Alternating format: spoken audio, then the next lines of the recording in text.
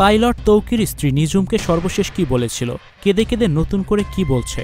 সকালে যাওয়ার সময় সে বলে গিয়েছিল, আজকে আমার ফাইনাল প্রশিক্ষণ, আজকে আমি পাইলট হয়ে ফিরে আসব, আর সফলভাবে ল্যান্ড করতে পারলেই তোমাকে নিয়ে দূরে কোথাও ট্যুর দেব। বাসা থেকে বের হওয়ার আগেই প্রিয়তমা স্ত্রীর সাথে এভাবেই কথা বলে গিয়েছিল তৌকির ইসলাম সাগর। আর এই কথাগুলোই মনে করে যেন একেবারে কান্নায় ভেঙে পড়ছিলেন তৌকির স্ত্রী আকসা হোসেন নিঝুম। ভিউয়ার্স, তৌকিরের সাথে সর্বশেষ আরও একটি কথা হয়েছিল স্ত্রী নিঝুমের। নতুন করে কি বলছেন তিনি জানতে হলে সম্পূর্ণ ভিডিওটি দেখে সঙ্গেই থাকুন। তৌকির ইসলাম সাগর মাইলস্টোন স্কুল অ্যান্ড কলেজের ঘটনায় যেন মহানায়ক হয়ে ফিরেছেন তিনি।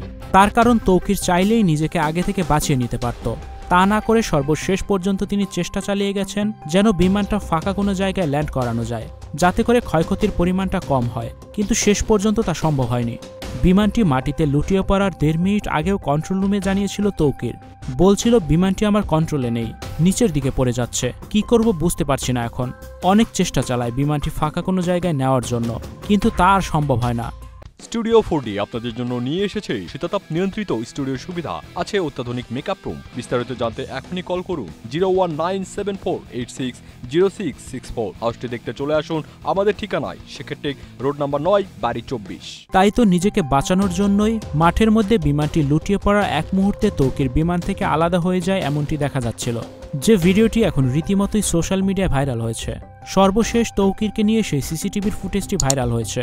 সেখানে দেখলে বোঝাই যাচ্ছে তৌকির নিজে থেকেই অনেক চেষ্টা করেছিল যেন কোনো বড় ধরনের দুর্ঘটনা না ঘটে, আর সে চেষ্টা করতে গিয়েই নিজের প্রাণ দিতে হয়েছে অবশেষে।